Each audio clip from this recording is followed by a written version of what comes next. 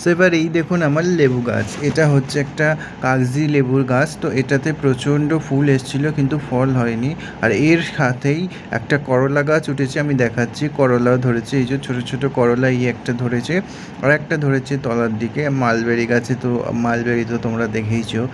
আর বিশেষ করে এই লেবু গাছটার সেরকম গ্রোথ আসেনি এবারে, আমার অনেক আশা ছিল। যাই হোক, নেক্সট বছর দেখা যাক কী ফল হয়। আর করলা গাছটা অত্যধিক বেড়েছে আর করলাও ধরেছে ছোটো ছোটো, যেটা আবার আরও আছে, আমি পরবর্তীতে দেখাবো আপনাদের। তো এটা হচ্ছে আমার সবেদা গাছ।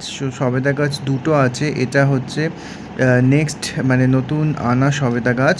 তো এই গাছটাতে যখন এনেছিল তখন এতে দুটো সবেদা ধরেছিল, আর এখন এ গাছের গ্রোথ নেই, ফুলও আসেনি সেরকম। তো গাছটা এমনিই আছে। তো সবেদার সিজন আসছে, আস্তে আস্তে পরবর্তীকালে হয়তো ফুল আসবে। তো ফুল এলে আমি অবশ্যই ভিডিওতে আপনাদের দেখাবো। আর এটা হচ্ছে সেই বড় সবেদা গাছটা যেটা ফুল এসেছে। এটা পুরনো গাছ, মোটা গাছ, তো এই গাছটাতে ফুল এসছে। তো কুঁড়িগুলো কি সুন্দর এসেছে দেখুন, প্লাস গ্রোথ আর কুঁড়ি দুটোই একসাথে হচ্ছে। তো দেখা যাক কীরকমভাবে ফলটা আসে।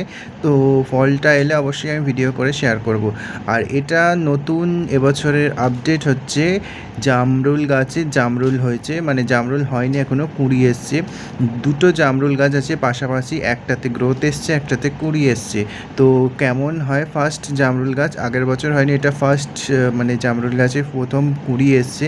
তো দেখা যাক কতগুলো কুঁড়ি থেকে ফুল হয় আর ফুল থেকে ফল হয়, জামরুল পাওয়া যায়। আর কী রকম জামরুল পাওয়া যায় সেটা সারপ্রাইজ থাক, সেটা নেক্সট ভিডিওতে আমি দেখাবো যে এই ফুল থেকে কী রকম জামরুল হয়, লাল জামরুল না হোয়াইট জামরুল। তো দেখা যাক।